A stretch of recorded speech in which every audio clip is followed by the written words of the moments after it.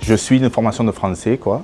Maths aussi, je suis une formation de mathématiques, tout ce qui touche la vie actuelle, quoi, je veux dire. J'ai arrêté bonne heure l'école, quoi. Donc malgré que les parents m'ont poussé, j'ai reçu des raclées à cause de ça, quoi. Donc voilà, quoi, j'ai arrêté à partir de la 3e, quoi.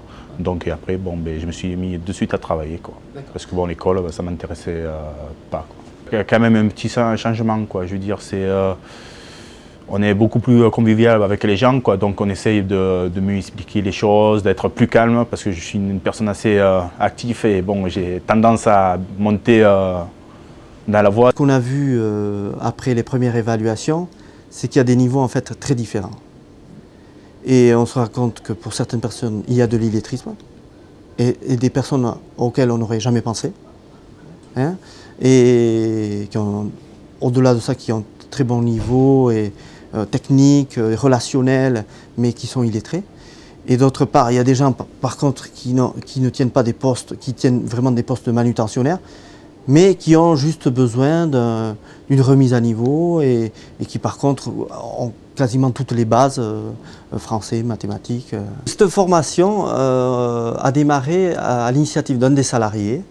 C'est un salarié qui n'avait pas de formation de base solide, hein, qui était en échec scolaire et qui était depuis un certain temps donc, comme opérateur sur ligne, qui donnait grande satisfaction et qu'on a fait évoluer comme agent de maîtrise.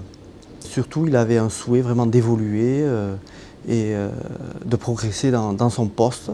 Et donc, il a demandé tout simplement une remise à niveau en français et mathématiques aussi, en fait, toutes les connaissances de base pour pouvoir bien occuper son poste.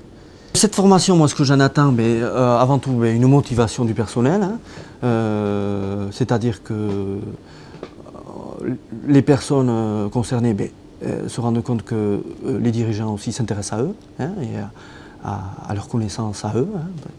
Ce que j'en attends aussi, un meilleur épanouissement sur les postes et aussi des capacités d'évolution, parce qu'on se rend compte aussi que dans nos activités, ce qui marche le mieux dans l'industrie, aujourd'hui où on commence à connaître des problèmes de recrutement, ce qui marche mieux, c'est la promotion interne. Hein. Je préconiserais vivement cette formation, parce que c'est vraiment, je pense, un outil de progrès personnel pour les salariés et aussi pour la société.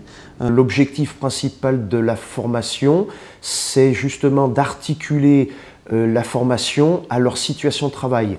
Donc pour qu'on ait une sorte de français contextualisé et non pas une remise à niveau qui tournerait un peu dans le vide. On va faire des cours, des séances collectives sur, par exemple, du français entreprise générale, et il va y avoir un temps de formation où on va vraiment individualiser le parcours pour chaque opérateur. Selon ses besoins de formation, selon son niveau de départ, on essaye de demander à l'entreprise de nous fournir un maximum de documents de travail pour chaque opérateur qu'elle nous envoie. Et à partir donc de ce lexique professionnel propre à l'entreprise, on adapte la formation de chaque opérateur à son environnement professionnel. Ce qui nous a paru important, c'est quand même d'ancrer l'apprentissage dans la situation de travail. Ce sont des gens qui sont souvent en échec scolaire, qui ne seraient pas motivés pour resuivre un parcours scolaire. Une donnée importante de la réussite d'une opération de cette nature est la proximité. Les salariés qui relèvent de problèmes d'illettrisme sont relativement peu mobiles géographiquement. C'est pourquoi la dimension qui a été retenue, l'unité de mise en œuvre du projet, c'est le territoire. Et nous avons donc un éparpillement de notre projet partout en région Rhône-Alpes. Nous avons 11 sites de formation pour traiter 18 groupes de stagiaires, chaque groupe de stagiaires ayant 10 stagiaires.